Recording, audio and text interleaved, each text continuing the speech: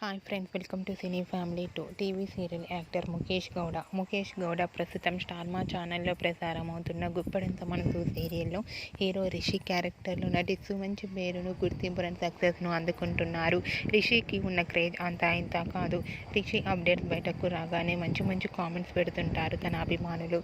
అయితే రీసెంట్గా Guppedantha Manasu serial hero Mukesh Gowda తన రియల్ లైఫ్ లేటెస్ట్ ఫోటోతో పాటుగా షూటింగ్ లొకేషన్ లేటెస్ట్ ఫొటోస్ను కూడా షేర్ చేశాడు.